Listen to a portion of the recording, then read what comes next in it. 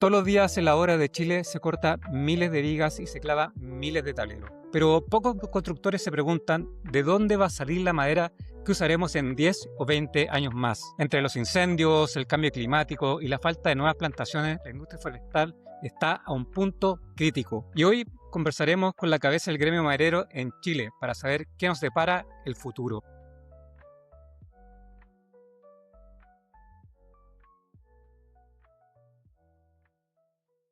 Hola madereros, bienvenidos a Madera que Construye. Hoy dejamos la obra por un rato y nos vamos al origen de todo, el bosque. Nos acompaña Rodrigo O'Ryan, presidente de la Corporación Chilena de Madera, Corma. Rodrigo lidera el gremio que representa 70% de las plantaciones forestales del país y a toda la cadena de valor que hace posible que la madera llegue a nuestras ferreterías y constructoras. Rodrigo, bienvenido. Para el constructor que nos está escuchando, el bosque es el lugar donde sale su materia prima. Sin embargo, hoy vemos noticias de incendios, robo de madera y baja tasa de plantación. Para hablarle directo al rubro, ¿en qué estado de salud se encuentra hoy el motor forestal de Chile? Antes de seguir con nuestra conversación, quiero hacer una pequeña pausa para contarte algo que te va a interesar si trabajas con madera. Sabemos que ser constructor, ferretero, mueblista en Chile no es fácil. El precio de la madera sube, baja y cambia todas las semanas. Y muchas veces cuesta mucho encontrar proveedores confiables que te den buenos plazos y productos de calidad. Por eso, en Ferramenta te queremos ofrecer madera al por mayor, asesoría directa, despacho rápido y una línea de crédito. Y además, una caja de muestra gratis para que puedas ver, tocar antes de comprar. Si vendes, construyes o fabricas en madera, esto es para ti. Haz crecer tu negocio con nosotros. Pide tu caja de muestra a costo cero y escríbenos en WhatsApp o www.ferramenta.cl. Y no te quito más tiempo. Sigamos con nuestra conversación aquí en Madera que Construye, donde la madera no solo transforma, también inspira. Hola Camilo, buen día a todos los oyentes de este programa y yo sé que hay muchos que te siguen, personalmente veo cada uno de los posteos tuyos en LinkedIn que me gusta mucho, así que felicitaciones.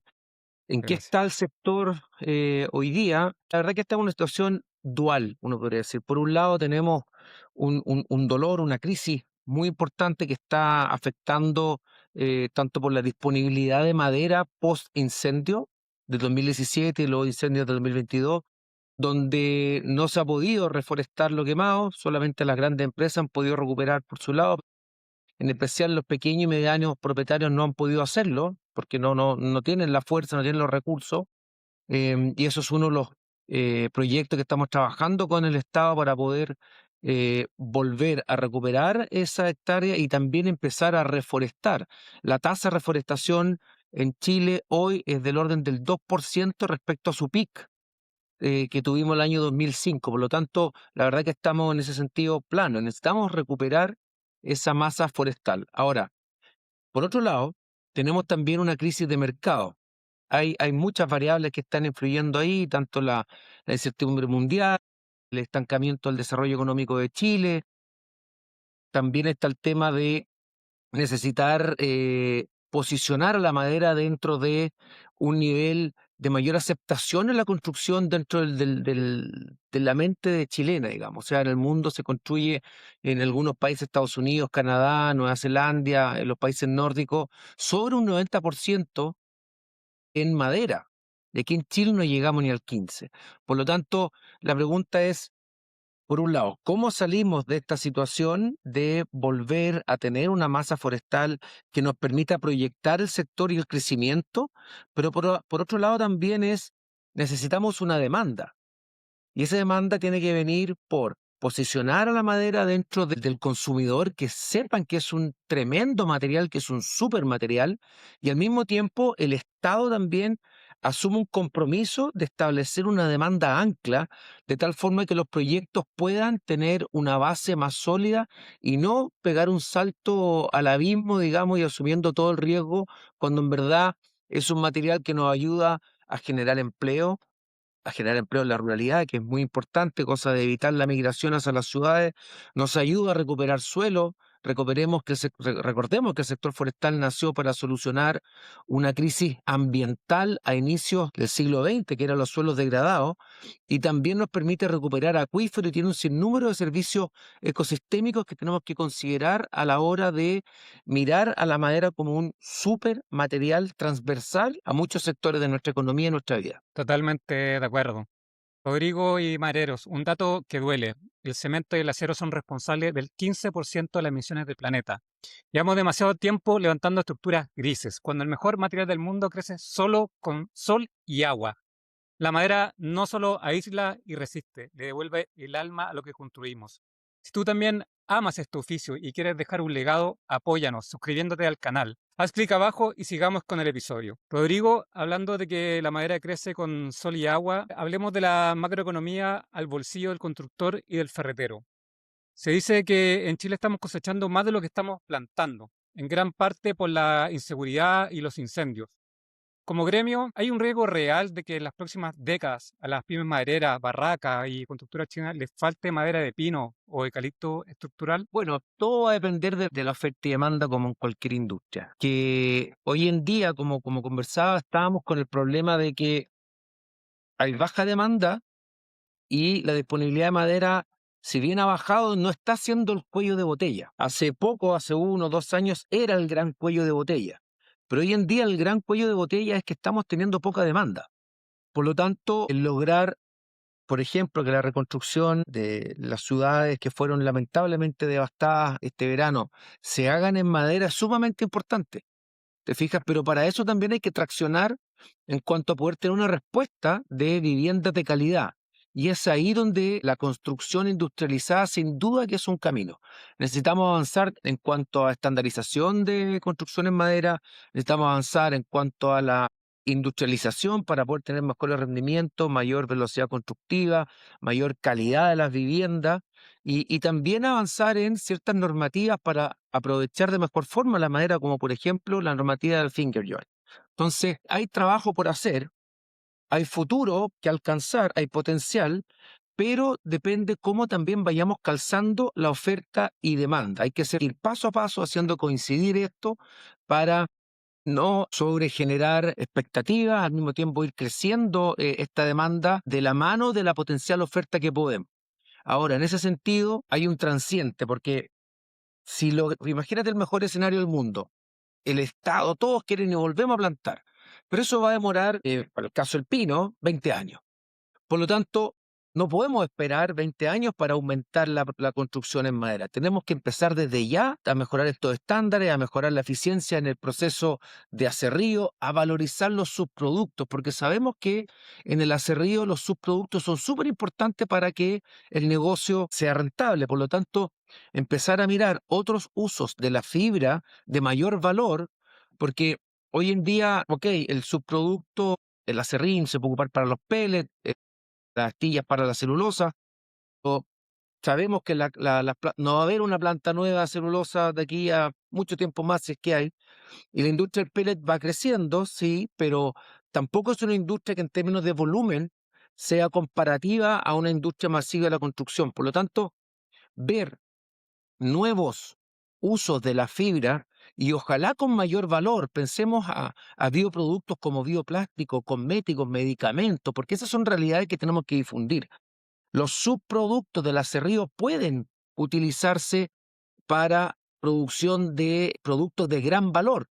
Y eso es lo que yo creo que tenemos como sector que buscarlos, hacer prospecciones en el mundo, hacer alianzas con países de altísimo nivel de innovación y desarrollo y traer ese tipo de tecnologías, cosa que nuestra cadena pueda complementarse agua abajo o agua al lado, digamos, el uso de sus productos con mayor valor. Esto le va a dar mayor valor a los bosques, le va a dar mayor viabilidad a la construcción en madera y le va a dar nuevas soluciones a nuestra economía y más sustentable, sin duda. Rodrigo, hay un reclamo histórico en la construcción chilena. Que dice que la mejor madera se va para afuera y en Chile nos quedamos con lo de menor calidad. ¿Qué está haciendo Corma para asegurar que el mercado interno reciba madera de grado estructural y de alta tecnología para masificar la construcción de madera que estábamos hablando recientemente? Bueno, Corma trabaja en varios grupos, digamos, con universidades, con los mismos gremios. Nosotros trabajamos con la Red Futuro Madera, somos parte de la Red Futuro Madera, de los fundadores, donde está la PyMEMAT, donde está, bueno, varios gremios. Tú sabes, está el Colegio de Ingenieros Forestales. Trabajamos con las universidades para justamente ir abarcando estos temas. Trabajamos con el Senamat y esto lo vamos viendo con los distintos, con el Ministerio de Obras Públicas. Conversamos también con las entidades normativas para poder ir avanzando en este tipo de cosas y así lograr que se construya más en madera y de mejor calidad. También está el tema de visibilizar las ventajas que como material constructivo, la madera, como tú bien dijiste, los otros materiales constructivos son emisores de carbono. Nosotros somos capturadores de carbono, somos un sumidero de carbono, o sea, cada pieza de madera que vemos hace un poco tiempo era CO2 que estaba en la atmósfera y que gracias a esta maravillosa máquina que es el árbol, máquina natural, me refiero, que a través de energía solar, a través de agua, es capaz de capturar ese CO2, liberar el oxígeno y dejarnos ese carbono para disponibilizarlo en el formato que queramos, ya sea para construcción, como en este caso, como en papel y cartón, como en energía. Entonces, que el Ministerio de Medio Ambiente, por ejemplo, ya comprendido de esto en el gobierno anterior fue un gran paso. Recordemos que al inicio del gobierno anterior no se quería ni ver a las plantaciones forestales.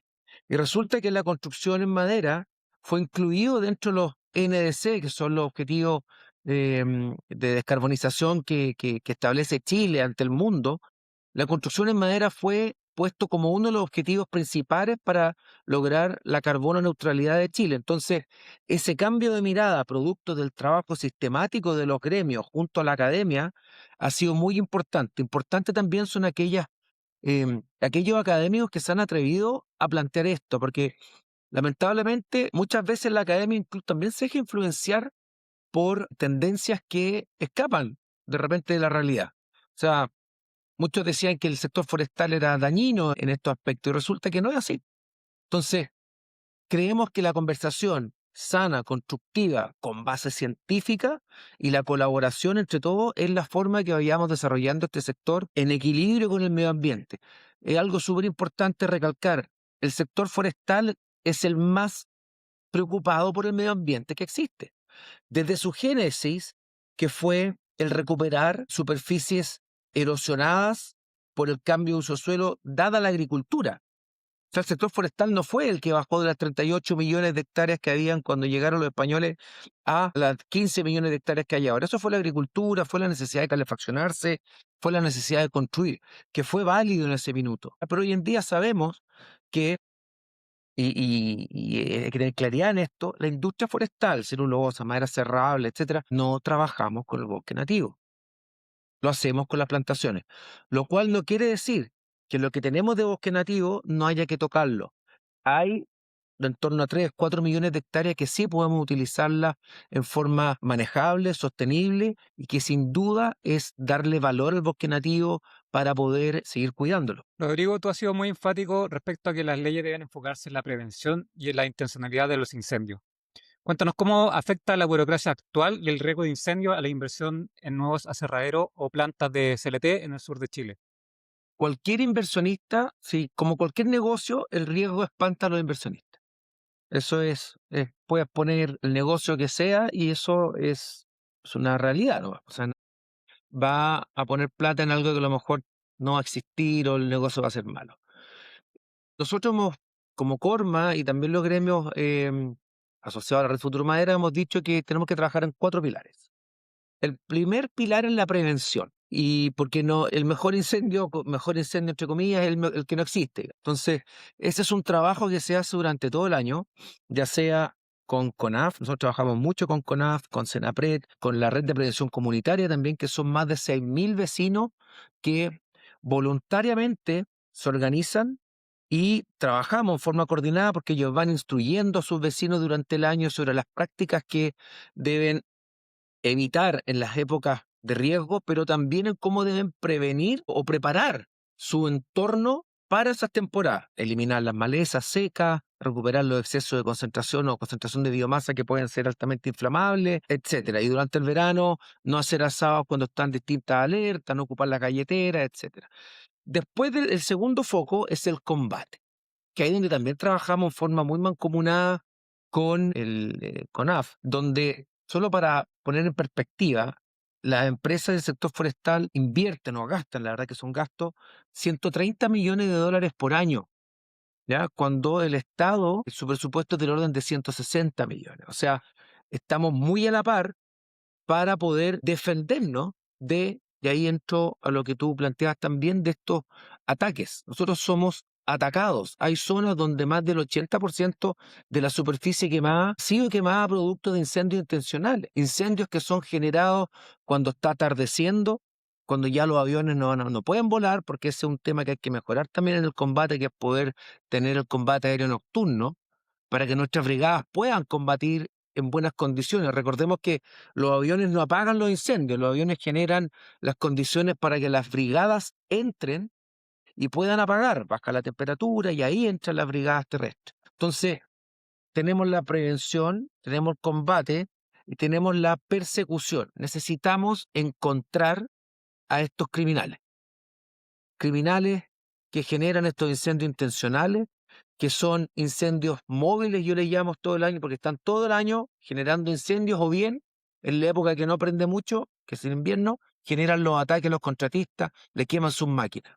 Entonces, esa condición de riesgo tiene que ser solucionada por parte de la autoridad a través de darle más atribuciones a las policías, capacidad de interceptación telefónica, lo que se hizo un poco en los incendios en Valparaíso, que lograron dar con los culpables por un trabajo de inteligencia más profundo. Y el cuarto pilar es la recuperación. Necesitamos recuperar lo quemado.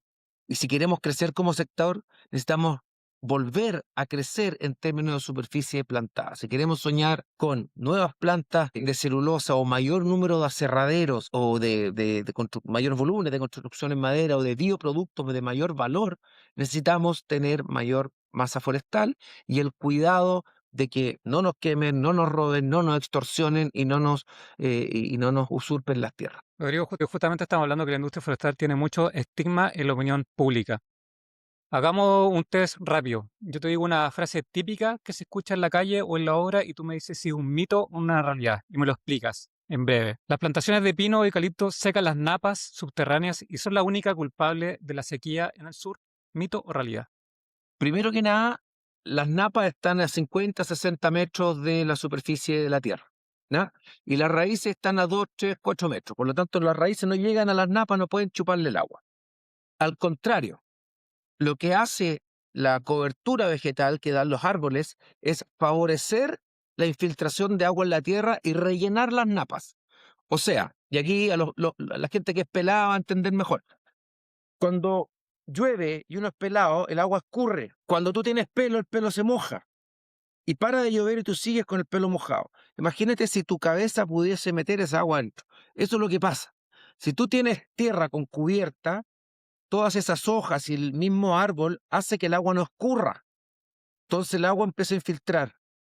Si tú no tienes árbol y tienes pendiente, lo que pasa es que esa agua se lleva toda la capa vegetal y queda la piedra, digamos, al descubierto, que fue lo que pasó justamente, una de las causas por las cuales se ha erosionado la tierra. Eso además altera los cauces de los ríos, genera aluviones. Por lo tanto, el tener árboles no solo permite que la napa se recupere, sino que estabiliza nuestro suelo y evita que ante grandes lluvias con isotermas altas, nosotros tengamos un alto riesgo de aluvión. Es una tremenda solución basada en la naturaleza. Lo has explicado muy Mito. bien, Rodrigo. Además que es uno de los grandes mitos. Vamos con el siguiente. Construir con madera industrializada fomenta el... Camilo, y un tema ¿Sí? no menor. Recordemos, los árboles no se riegan. Nosotros no es que saquemos agua de los ríos para regar los árboles. Nosotros ocupamos agua de la lluvia. Si no se ocupan los árboles, esa agua se va a ir al mar. Vamos por partes. Primero, los monocultivos han sido plantados en lugares donde no hay nada más que hacer. Es suelo suelo de aptitud preferentemente forestal, que básicamente no hay nada. Tú no puedes plantar ni un tomate, no puedes plantar nada. Y todo el mundo cree que el bosque nativo crece en todas partes y no crece en todas partes. Entonces, Federico Albers botánico alemán que vino a salvar la crisis de la tierra erosionada en Chile a inicio del siglo XX, fue él quien dijo las mejores especies para recuperar el suelo, no para producir celulosa ni nada, es el pino y el eucalipto. ¿Ya? Dicho eso, lo que se empezó a hacer es utilizar ese suelo, o sea, utilizar estas plantaciones, estos monocultivos para recuperarlo, y se vio que eran muy buenos para generar una industria. Y ahí fue como nació la industria, no es al revés. Por lo tanto, nosotros empezamos a plantar y ahí se empezó a recuperar la biodiversidad. Obviamente, una plantación no tiene la misma biodiversidad que un bosque nativo, eso es impensable, ya sea porque en sí ya es un monocultivo, y por otro lado porque como es cosechado cada 10, 12 años el eucalipto y cada 20 años el pino, no se alcanza a generar la biodiversidad de tener 400, 500 o 1000 años un bosque nativo, pero sí se genera biodiversidad. No es que sean solo árboles, hay biodiversidad ahí. Entonces, resumiendo, ¿las plantaciones matan la biodiversidad? No, ¿por qué? Porque no estamos sustituyendo bosque nativo por plantación. La situación es al revés. Estamos aumentando biodiversidad desde una línea base cero, porque no hay nada en esos suelos. Entonces, generamos ya biodiversidad con los monocultivos, pero los monocultivos en sí generan un entorno donde puede generarse un mayor número de biodiversidad, no a la escala del bosque nativo, pero mejor que tener el suelo pelado y degradado. Muy buena explicación. Vamos con la última. En Chile solo sabemos exportar celulosa o tablas. No le agregamos valor tecnológico a nuestra madera. ¿Mito o realidad? Mira, voy a citar a Antonio Walker porque a ellos también les dicen, oye, pero Chile, ¿por qué la fruta no tiene ningún valor agregado? La genética, el trabajo científico que hay detrás para poder lograr un buen crecimiento, una forma eficiente de crecimiento, una buena celulosa, es altísimo. Y Walker en ese minuto dijo, no saben lo que nos costó sacarle las pepas a la uva y el valor que eso generó en el mercado internacional. Entonces, la gente no sabe realmente lo que hay detrás. No sabe tampoco el supermaterial que es la celulosa. O sea, no es que no hay un valor agregado al producir celulosa. Producir celulosa es muy complejo. Producir celulosa en forma sustentable es muy complejo. Producir madera de calidad no es fácil. Los procesos de secado, que el árbol crezca sin nudos, que crezca derecho para poder tener mayor rendimiento, todo eso, hay un trabajo genético detrás gigante y también silvícola. Esta mirada menospreciativa y con desconocimiento de lo que es un commodity, creo que hay que cambiarlo. Tenemos que sentirnos orgullosos de ser exportadores de madera, que es un biomaterial de alta calidad, así como también la celulosa. Y obviamente ver las posibilidades de agregarle mayor valor con plantas localmente. O sea, si somos capaces de que o parte de esa celulosa vaya a producir fibra de telas en Chile, vaya a producir bioplástico acá, vaya a producir medicamento acá, sería extraordinario. Pero no por eso, no porque no lo tengamos acá, vamos a mirar en menos estos tremendos superproductos que estamos exportando. Completamente, de acuerdo. Rodrigo, tú tienes una trayectoria gigante en bioenergía y fuiste presidente de la HBIOM. La madera del futuro no es solo para hacer muros, también es para hacer energía. En Ferramenta los clientes nos compran madera, pero también estamos viendo un boom en la biomasa. Cuéntanos, ¿hacia dónde va el negocio de la bioeconomía en Chile? ¿El aserrín de los cerreros terminará valiendo tanto como las tablas? Mira, mi apuesta y mi trabajo justamente apunta a visualizar al sector forestal como la columna vertebral de una bioeconomía. Y cuando hablo de eso es que los salmoneros nos puedan ver como un proveedor de bioenergía, carbono neutral, o sea que sus procesos que requieren energía térmica puedan ser alimentados por biomasa. Sus redes, por ejemplo, de plástico puedan ser hechas de bioplástico a partir de madera y tengamos antifúngicos que recubran sus mallas y eviten que tengan hongos, digamos, o algas en sus mallas que lo que hacen es bajarle la oxigenación a los peces y por eso bajar el rendimiento, e incluso que lo que se está ya trabajando a nivel de laboratorio, poder armar comida para los salmones a partir de árboles. O sea, con eso te quiero mostrar la mirada de futuro del sector como pilar económico. Y eso se puede transversalizar a otros sectores. Todo lo que es el biopackaging, ¿ya? Envases que en vez de tener la pluma Bit, podamos tener un envase de cartón que no permee las grasas, por ejemplo, que sea reciclable. La industria médica, digamos, medicina, todo eso, poder transformarlo en base al sector forestal. Sí, aquí hay un concepto muy claro. Hoy día tenemos una industria, un mundo que se para sobre el carbono fósil. Nosotros tenemos que trabajar para que se pare sobre el carbono que nosotros capturamos a través de los árboles. Al final es carbono. ¿Cómo lo queremos obtener? ¿Carbono fósil o carbono natural?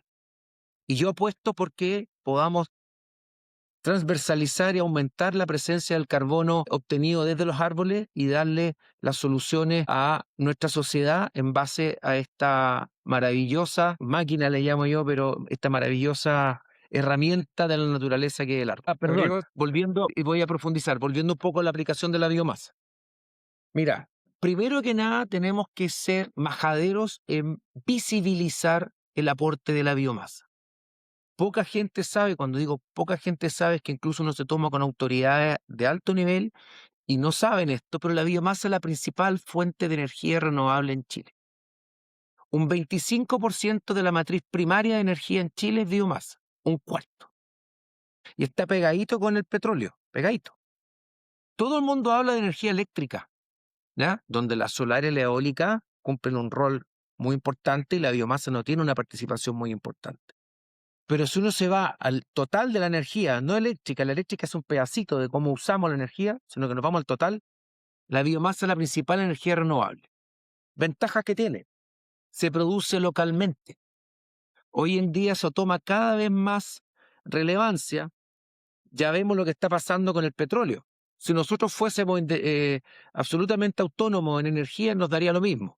Bueno, la biomasa permite tener mayor autonomía en la energía. Segundo, genera empleo, empleo rural. Es un encadenamiento productivo que genera mucho más empleo. Los españoles que han hecho mediciones nos indican que por cada unidad energética que se genera con gas, la biomasa genera 15 veces más empleo. O sea, en términos de desarrollo, políticas públicas, es muy importante. En términos de contaminación ambiental, todo el mundo asocia la contaminación ambiental con la biomasa, claro, por la leña. ¿Qué pasa? La leña es un mercado que está absolutamente desregulado y por lo tanto te venden de repente por kilo. ¿Qué quiere decir eso? Te incentivan a vender agua. Entonces, cuando un árbol se cosecha y tiene un 60% de agua, tú estás metiéndole agua a una estufa y tratando de quemar agua. Obviamente la combustión es mala y te sale puro humo. Por lo tanto, hay que avanzar. Si bien se podría avanzar hacia mejores sistemas y estandarización de la leña, que se ha tratado de hacer hace muchos años, la transición hacia el pellet es buenísima, muy bueno. Combustible estandarizado, que el equipo se regula solo, sin intervención del usuario. Perfecto. Pero también hay que avanzar hacia soluciones como la calefacción distrital. Helsinki, por el año 1950, estaba saturado de humo, igual que Temuco, por ejemplo. ¿Cómo lo superaron? Con calefacción distrital. Grandes centrales en base a biomasa que abastecen de calor, agua caliente, para uso sanitario, la ducha, la cocina y también la calefacción, y aparte generan electricidad. Ahí hay normativas, lamentablemente, que en Chile han impedido el ingreso de esta tecnología y al mismo tiempo, por sobre todo, el costo de abrir las calles para poder colocar las redes de distribución de calor. Pero esa es la mirada. Y ya más avanzado todavía es poder ver los combustibles, los e-fuels, que es a partir de biomasa, pensar en que nuestros aviones y los barcos puedan movilizarse con combustible a partir de la madera. Para allá va. Yo creo que la biomasa tiene mucho futuro. La Asociación Internacional de Energía dice que de aquí al 2050, a nivel mundial, la biomasa tiene que crecer un 60% respecto al 2022 para poder sacar el máximo posible los combustibles fósiles. Pero esto también lo conecto con lo que decíamos antes va a competir con el valor de la fibra. O sea, ¿vamos a quemar fibra o vamos a utilizarla para productos de mayor valor? Entonces, es ahí donde hay que empezar a prospectar este futuro, donde ir viendo cómo se van a ir balanceando los flujos según el retorno que pueda dar cada solución. Pero tenemos también nuestros primos del agro que tienen una cantidad de biomasa que hay que también podemos insertarla en este mercado de la biomasa que es muy grande. Claro, hay que empezar a ver cómo se va a generar ese equilibrio para que no exista como una burbuja de la biomasa que dicen que posiblemente se pueda generar. Yo no creo que la biomasa vaya a haber una burbuja, em, pero sí pueden entrar a competir en precio otros productos. ¿Te fijas? O sea, si te pagan 40 o 50 dólares por, por tonelada seca y en otro el equivalente puede ser 200 o 300 porque es o mucho más, claramente los flujos se van a ir por otro lado, pero esos flujos van a ser pequeños en verdad. Hay una pirámide que es muy interesante que muestra, por un lado, en la base, el volumen, aquellos usos que tienen mayor volumen, donde está la biomasa, por ejemplo, que es lo que tiene mayor volumen, pero por unidad de fibra tiene menor valor. Y arriba tienes turas de mayor valor, pero son proyectos chiquitos. ¿Te fijas? Entonces, no veo yo que vaya a llegar una solución de un gran valor que diga, chuta, se consumió toda la biomasa. No. Yo creo que si vamos creciendo bien en forma armónica, crece la construcción en madera, vamos a ir creciendo también en la oferta de biomasa, ya sea de aserradero como de post cosecha. Hay un gran volumen de biomasa post cosecha que es posible de seguir, y necesario también, de seguir aprovechando, recambiando, por ejemplo, equipo en industrias no madereras, en industrias alimenticias, por ejemplo, que requieren energía térmica, donde uno pueda ir, le cambie su calefactor a gas o a petróleo, le ponga una caldera de biomasa y ellos bajen su huella de carbono, una alimentación o un precio más estable, seguridad, abastecimiento y el sinnúmero de ventajas que le genera la biomasa.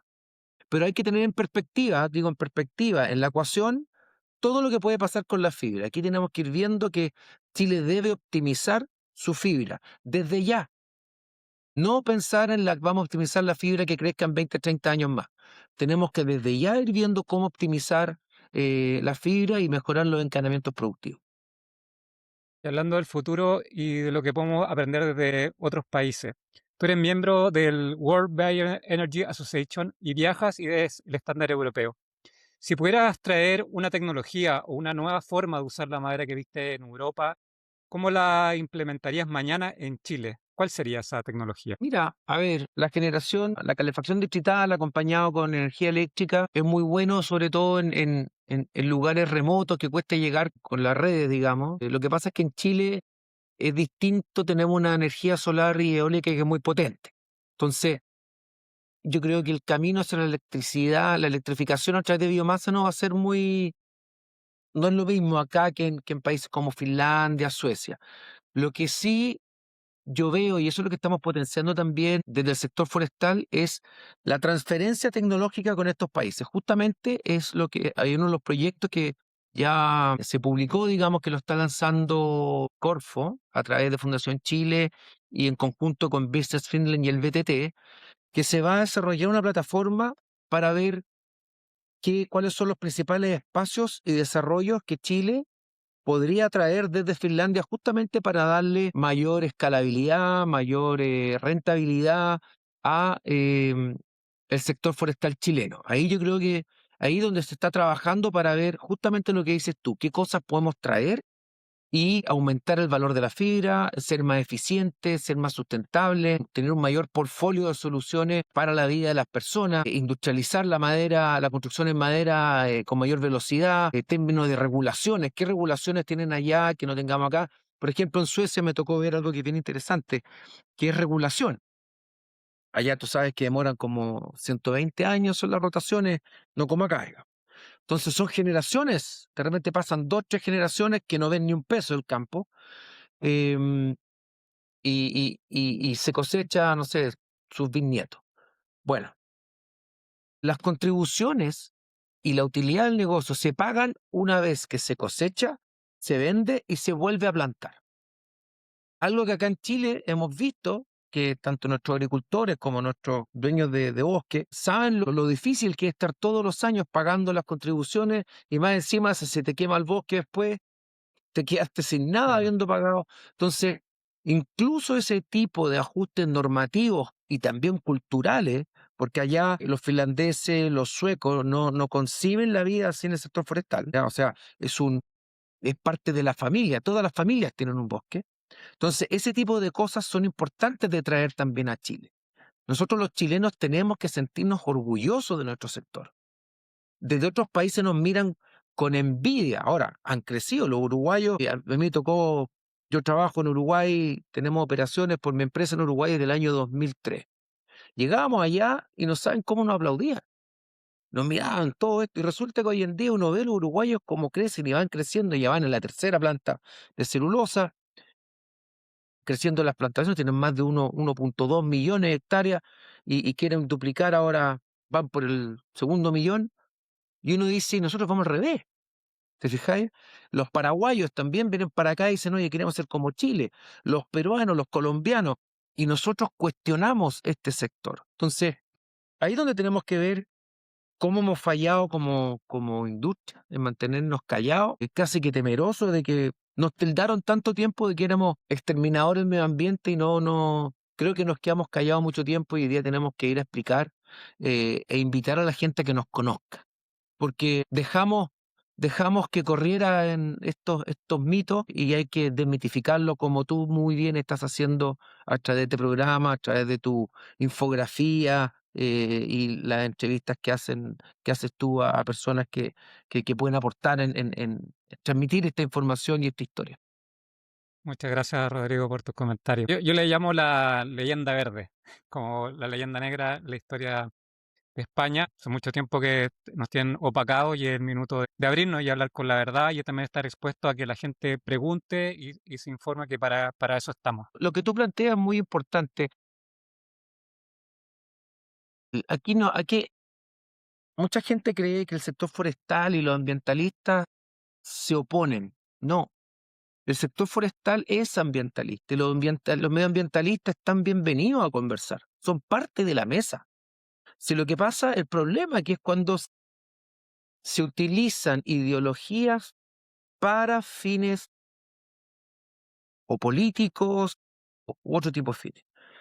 Nosotros tenemos que trabajar en base a la ciencia, en base a la colaboración, en base al bien del país, generar prosperidad, generar empleo, dar sostenibilidad.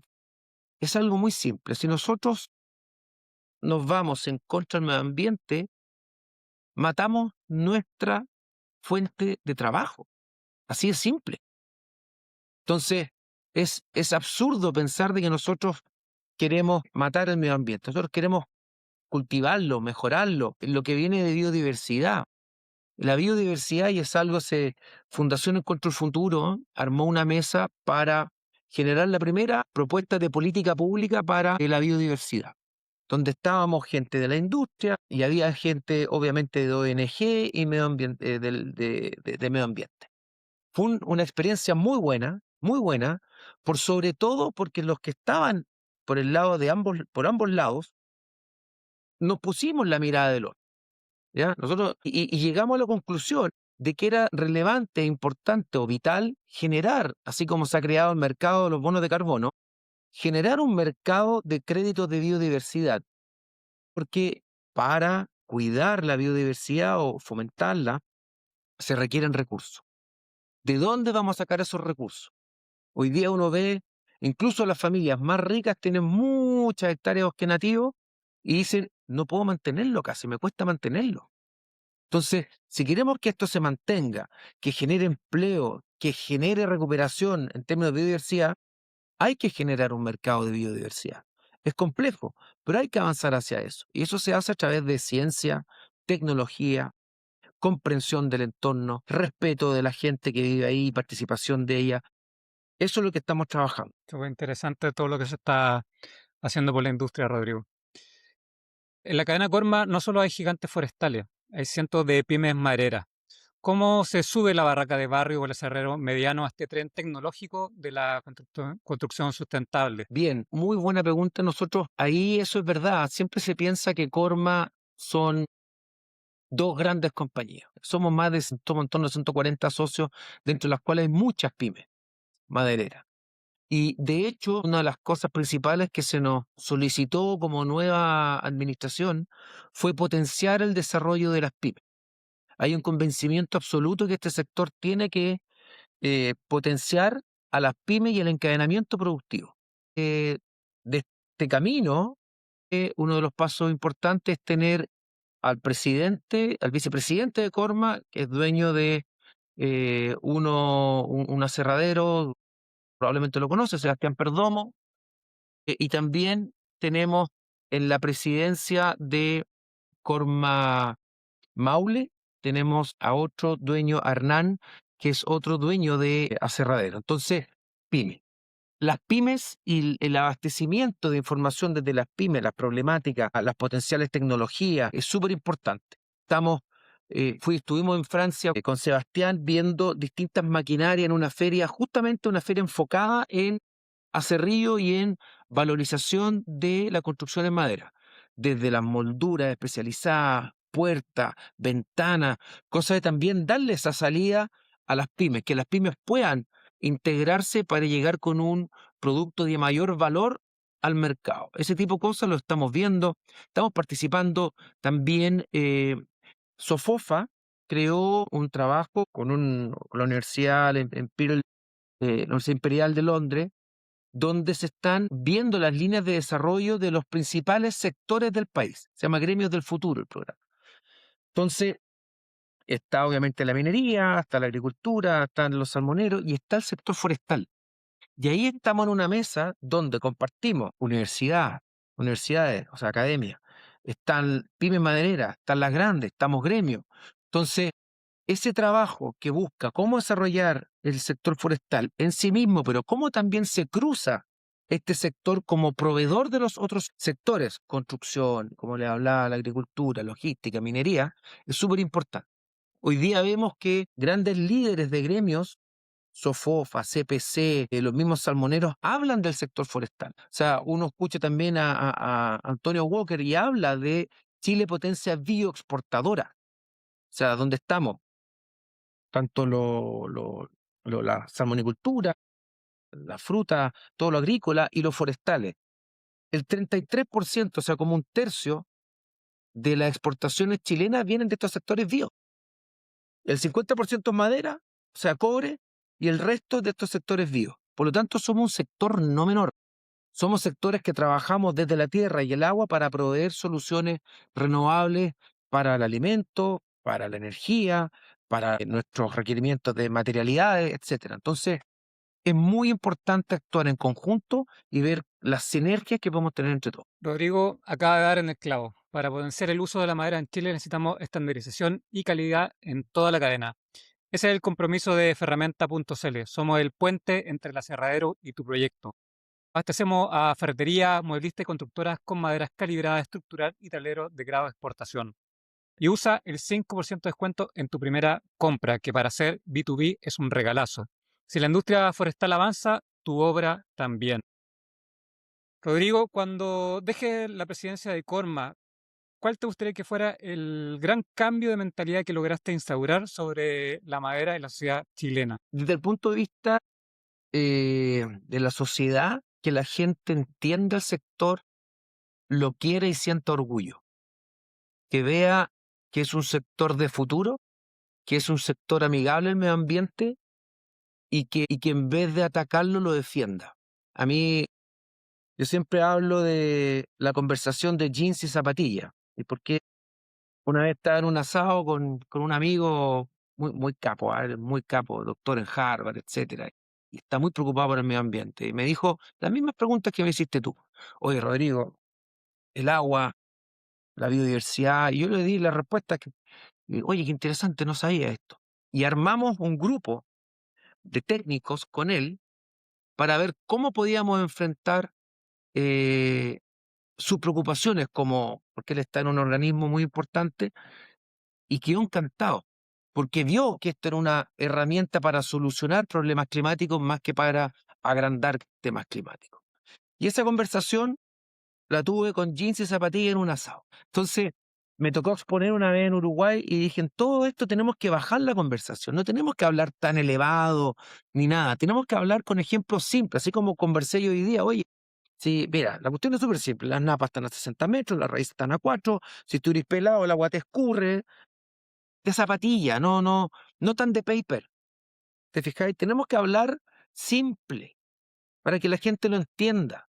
Tenemos que llevar a nuestros niños a que conozcan los campos, a que vean cómo se planta, que vean la operación forestal, a que vean nuestras plantas. O sea, que vean nuestros aserraderos, que conozcan cómo de un árbol llega ese panel. Porque uno de repente, no sé, pues, cuando uno era más chico decía, pero ¿cómo veo la madera con esas capitas y un árbol de 20 metros de ancho? No, o sea, ¿te fijas? Entonces, que conozcan cómo se construye cada producto, que vean cómo ese pellet está asociado a la madera que construyó su casa y está asociado a la toalla nova con el que está secando la mesa. Entonces, y cuando le hablen de carbono, que vean de esto etéreo, decir, mira, esto se fija acá. Entonces, eso hay que llevarlo. Las visitas a los colegios, este tipo de charlas, hacer algo didáctico para que los niños entiendan. A mí me ha bajado tirria cuando he visto en libros escolares, cuando tú abres la página y sale cómo cuidar el medio ambiente. Y en la izquierda dice lo que no hay que hacer. Y aparece un camión forestal. Y al contrario, lo mismo el pie de página de los mails. Si usted quiere cuidar la naturaleza, no ocupe papel. Es al revés. Necesitamos ocupar papel porque cada papel fue parte de un árbol y ese árbol probablemente generó madera cerrada que está capturando carbono en alguna casa. ¿Te fijas? Entonces, es al contrario, tenemos que promover el uso del papel. Entonces, todo este tipo de distorsiones que muchas veces se han visto en grandes narrativas, hay que empezar a bajarlas, ¿te fijáis? Y ponerla en contexto. Y eso se hace no peleando, sino que con una entrevista simpática, con una visita a terreno clara, transparente y aceptando las inquietudes. Y hay que entender que nosotros también dejamos que el relato cundiera. Entonces ahora tenemos que, en buena onda, explicar. Totalmente, hay que hacer un cambio de paradigma. Y también me gustaría que le habláramos a las nuevas generaciones. ¿Qué mensaje le darías al arquitecto o constructor joven que está dudando de hacer su próximo proyecto en hormigón o atreverse con la madera? Sí. A ver, hay dos cosas, uno el constructor y el otro el arquitecto. El arquitecto lo que busca es el diseño y también el crear sensaciones, ¿cierto? Entonces, por el lado del diseño, ya técnica o los productos, un CLT o otros tipos de productos de madera de ingeniería, ya permiten generar formas y estéticas modernas de distintos tamaños y con resistencia estructural, digamos, lo cual ya no está la limitación de que la casa en madera es un cajón. Tú puedes hacer arte con la madera, ¿ya? Desde el punto de vista estético. Por otro lado, hay un concepto que se llama la biofilia, que es cómo la persona tiene una experiencia sensorial distinta al estar en un entorno de madera. Te baja el cortisol, tú sientes esa calma y eso sin duda que es muy importante, tanto para el artista que quiere transmitir algo con su obra, pero también en términos de salud pública. O sea, cuando uno empieza a cruzar, por eso que te digo que esta charla da para mucho rato y hay que cruzarlo con muchos ministerios, uno podría cruzarlo, con medio ambiente, con energía, con salud, con economía, con vivienda y urbanismo, etcétera. Agricultura, obviamente. Entonces, cuando uno dice, voy a crear una habitación donde los niños van a estar más calmados, van a poder aprender mejor, donde van a tener niveles más bajos de cortisol, por lo tanto van a bajar los niveles de ansiedad, va a bajar el nivel de estrés, eso va a reducir las enfermedades que el estrés genera en nuestra población, mejorando la calidad de vida, reduciendo el gasto en salud pública, chuta que te cambia la mirada. ¿Te fijáis? Entonces, cuando hablo de un supermaterial, hablo de todas estas variables que tenemos que ir colocándolo arriba de la mesa y explicándolas. Yo creo que el desafío es justamente armar un relato que en forma simple nos permite transmitir todas estas cosas, ¿ya? Entonces, y desde el punto de vista del constructor, bueno, está también esto de si avanzamos lo que es la construcción industrializada, al final vas a trabajar haciendo un rompecabezas que va a venir ya listo desde la fábrica, vas a poder construir en menos tiempo, eso va a requerir menor capital de trabajo, vas a tener em, eh, colaboradores o trabajadores más especializados, lo cual va a poder mejorar también su renta, ¿ya? Entonces yo creo que genera una prosperidad en muchos aspectos. Yo les digo que apuesten por la madera, no son excluyentes, porque pensar que vamos a construir todo en madera, no, porque tampoco hay tanta madera. Y es bueno empezar a combinar la madera con los otros materiales, pero sin duda que esto le genera una ventaja ambiental, le genera una ventaja sensorial y le genera una ventaja también en tiempos constructivos. Rodrigo, para ya ir cerrando, después de toda una vida ligado a los bosques, la biomasa y hoy liderando Corma, si tuvieras que definir la madera en una sola palabra, ¿cuál sería y por qué? Es una super solución obtenida desde la naturaleza, o un super material obtenido, más que material, porque no es solo material, también energía. Yo te diría que es una super solución basada en la naturaleza. La naturaleza nos entrega esto, que es una super solución para una multiplicidad de cosas. Es una super solución basada en la naturaleza. Bueno, me quedo con esa definición. Muchas gracias, Rodrigo. Hoy entendimos que cada viga que instalamos es el resultado de años de trabajo, de ciencia y de resiliencia en los bosques de nuestro país. Desde Ferramenta te haremos llegar un pequeño presente en forma de agradecimiento. Y a ustedes, madereros, gracias por acompañarnos. Cuidar la industria es también cuidar el futuro de nuestras obras. Esto fue Madera que Construye, donde la madera no solo transforma, también inspira. Muchas gracias, Rodrigo, por tu tiempo. Espero que te hayas sentido cómodo y también espero que vamos a seguir conversando más adelante del futuro de la madera. Gracias, Camilo. Cuando quieras, yo encantado. La verdad que lo pasé muy bien. Y energía, fuerza, ganas y orgullo a todos quienes trabajan con la madera, ya sea desde los plantines hasta construir en madera las plantas celulosas, los puertos que nos ayudan a exportar y toda la cadena logística donde están los contratistas y las pymes, todo. Aquí tenemos un tremendo sector que tenemos que sentirnos orgullosos y potenciarlo. Muchas gracias, Camilo. Gracias a ti, Rodrigo.